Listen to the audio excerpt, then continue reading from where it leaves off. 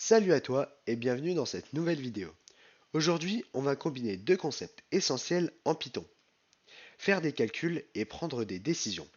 En gros, si quelque chose est vrai, fais ça. Et tu vas voir, c'est super logique. Passons maintenant à l'éditeur de code. Ici, nous avons tous les opérateurs arithmétiques. Les opérateurs arithmétiques, c'est ce qui te permet de faire des calculs simples.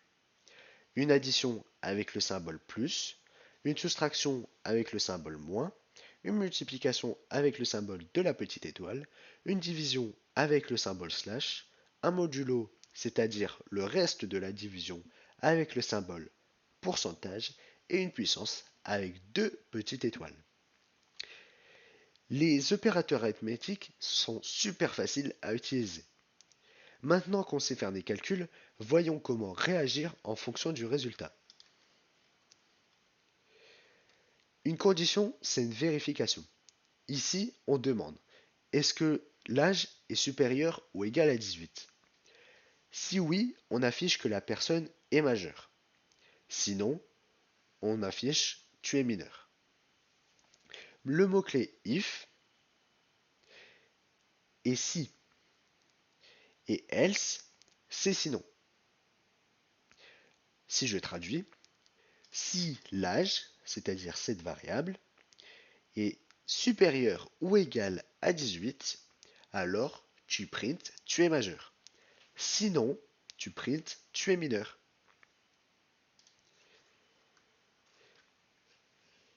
Tu peux aussi faire des vérifications intermédiaires avec elif, qui veut dire sinon, virgule, si.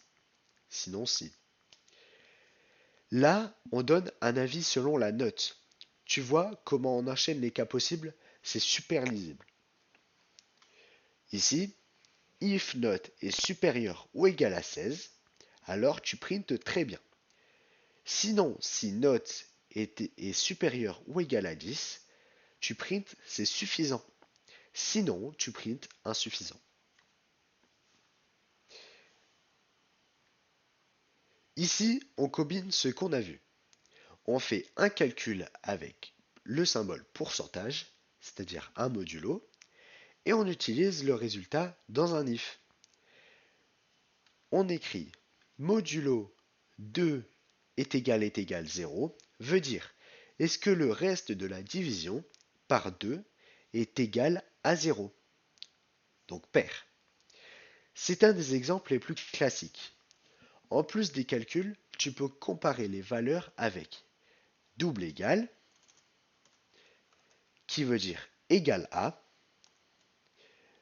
point d'exclamation égal, qui veut dire différent de, ce symbole qui veut dire plus grand, plus petit, supérieur ou égal, inférieur ou égal, et donc ces comparateurs sont la base de toutes les conditions. Ne t'en fais pas, je te mettrai un tableau à la fin qui résume tout, avec tout ce qu'on a dit durant la vidéo.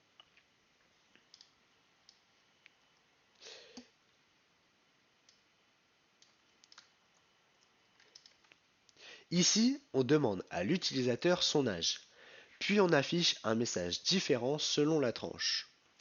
Tu vois, ça devient interactif. C'est là que la programmation commence à être fun. Si je traduis, if âge est inférieur à 13, print tu es un enfant.